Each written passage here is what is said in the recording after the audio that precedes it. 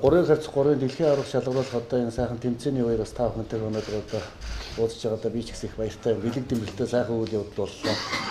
Бэлгүүнүүдэд бас баяр хүргэе. Монгол улсын гавьяа тамирчин гэсэн одоо эрхэм хүндтэй цолыг бас хүртнийхээ дараа бас олон удаагийн олон улсын тэмцээнд сайхан амжилттай оролцож чи одоо дээд лигийн аварга болсон тийм Монголын. Зүүн Азийн аварга болсон.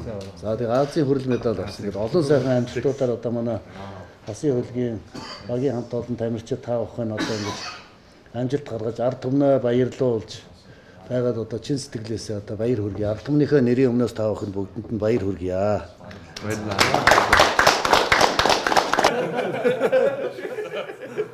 Багийн хөрөнгө оруулагчид эзний хувьд маш их баяртай тий нөгөө баярын нулимстай хэдэн ч удаа ойлоо одоо тий дээд лигийн авч нэг ойллаа, Азийн аваргыг авч нэг ойллаа, нөгөө Азийн аваргад хүч үзэж нэг ойллаа тий зүүн Азийн аваргыг авч нэг ойллаа гэдэг ингээд бас тий дараагийн одоо бас өшөө том тэмцээнүүд биднийг хүлээж байгаа.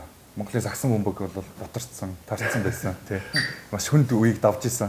Тэгээд тэр үед бас тамирчид маань нэг зорилготой болоод Монголын бүх тамирчид маань тэгээд бас ерөнхийлөгчийнхаа дэмжлэгтэйгээр тухайд хэд дууцаж нэгдэж нийлэх энэ арга явыг олж явснаар одоо өнөөдөр 4 жилийн дараа бид нэр сая Азийн 30 жилийн түүхтэй сагсан бөмбөгийн одоо түүхтэй ийм улс. Тэгэхэд 60 70 жилийн түүхтэй хятад Японы багуудтай тоглоод бас чиг үзээд бас өөрсдийнхөө энэ ур чадвар хүчээ сорж бас тодорхой хэмжээний амжилт гаргаад ирсэндээ маш их баяртай байгаа. Тамирчдаараа маш их баярлалаа. Энэ бол зөвхөн манай тамирчдын бас дэмжлэг биш, төрийн бодлогын дэмжлэг байсан.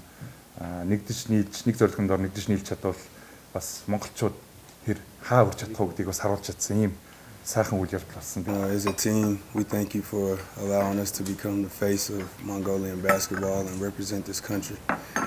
It's an honor. Thank you for the invite today. Саргалтай. Гоё.